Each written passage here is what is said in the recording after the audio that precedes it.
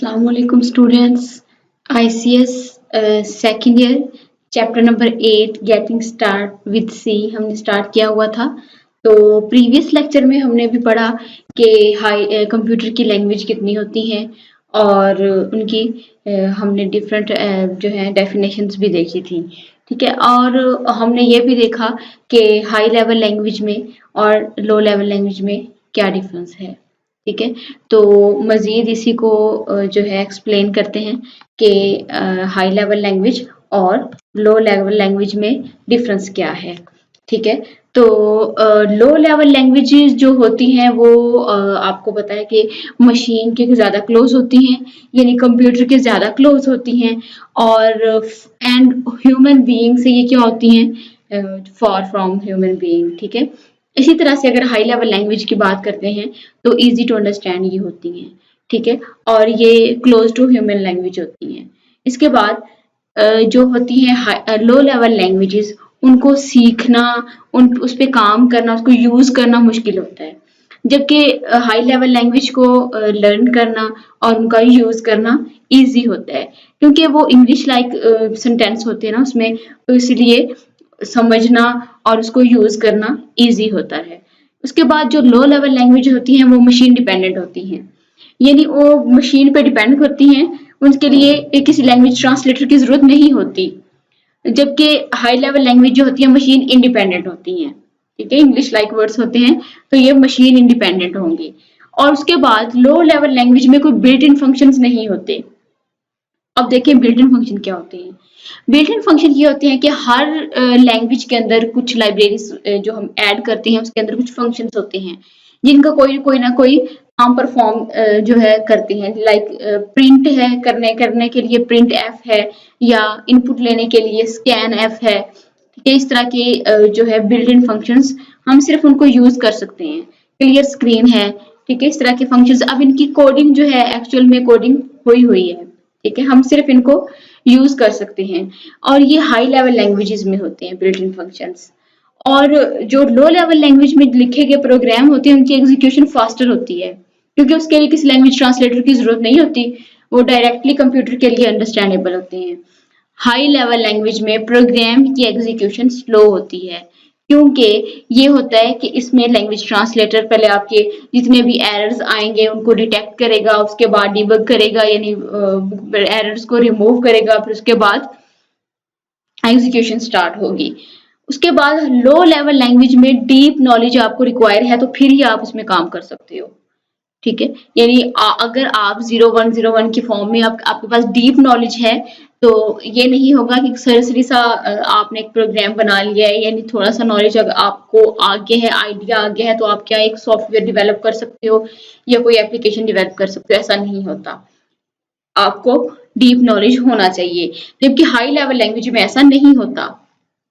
High level language में mostly function built in function होते हैं, सिर्फ उनको अंडरस्टैंड करने से आपको जो है आइडिया हो जाता है। उसके बाद लो लेवल लैंग्वेज में आप फ्यू प्रोग्राम्स ही राइट कर सकोगे, क्योंकि जब आपके पास नॉलेज इतना ज्यादा नहीं होगा ऑब्वियसली आप उसमें कम प्रोग्राम्स ही राइट करेंगे। ठीक है, जबकि low level high level languages में क्या होता है, प्रोग्रामिंग जो होती है ज्यादा से ज्यादा आप कर सकते हैं। लाइक सी है, C++ है, जावा है, मोस्टली इनके जो होती हैं सिंटैक्सेस वो मिलते जुलते होते हैं। ठीक है, तो जब एक प्रोग्रामर या यूजर है वो एक प्रोग्राम राइट कर रहा है, तो वो चाहे उसके पास जितना भी नॉलेज है लेकिन कहीं ना कहीं से कोई ना कोई मिस्टेक्स हो जाती हैं। ठीक है, तो जो मिस्टेक्स होती हैं ड्यूरिंग प्रोग्राम उसको बोलते हैं एरर्स। ठीक है, एरर्स बोलते हैं उसको। अब एरर्स को ट्रेस आउट करना, जाहिर नॉलेज होगा तो ही आप उसको और एरर्स को ट्रेस आउट करेंगे।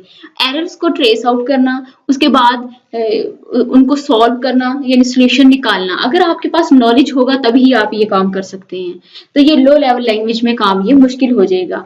इसी तरह से हाई लेवल लैंग्वेज में एरर्स को ट्रेस आउट करना और उनको रिमूव करना आपके लिए आसान होगा। उसके बाद इसमें जो it has very length statement, low level language की जो स्टेटमेंट होती है वो काफी लेंथी होती है, जबकि हाई लेवल लैंग्वेज में जो होती हैं शॉर्टर होती हैं। लाइक आपने स्कैन एफ लिख दिया है या प्रिंट एफ लिख दिया है, ठीक है। तो ये इसके बैकएंड पे जो कोडिंग की हुई है, हमें उनका आइडिया नहीं है, हम सिर्फ लैंग्वेज की बिल्ट इन फंक्शंस को यूज करते जाएंगे। और इसमें जो होते हैं लो लेवल लैंग्वेज में सिस्टम सॉफ्टवेयर डेवलप किए जाते हैं, जबकि हाई लेवल लैंग्वेज में एप्लीकेशन सॉफ्टवेयर भी आप डेवलप कर सकते हैं। यानी आप सी को C++ में, जावा में, इस तरह की जितनी भी low level high level languages हैं, उनके थ्रू आप क्या काम कर सकती हैं, छोटी छोटी एप्लीकेशंस बना सकते हैं। तो ये इनका मेन डिफरेंस है। उसके बाद अब हम मूव करते हैं कि सोर्स कोड और ऑब्जेक्ट कोड क्या होता है। देखें, हम यानी यूजर्स जो इंटरेक्ट करता है, यूजर इंटरेक्ट विद कंप्यूटर। अब यूजर ने कंप्यूटर के साथ कम्युनिकेट करना है, तो हमारी लैंग्वेज क्या है, हाई लेवल लैंग्वेज है, और कंप्यूटर की लैंग्वेज क्या है, लो लेवल लैंग्वेज है। ठीक है। तो हम जो प्रोग्राम राइट करेंगे हाई लेवल लैंग्वेज में, उसको सोर्स कोड बोलेंगे। ठीक है। The program instructions written by following rules of any high level language are called source code.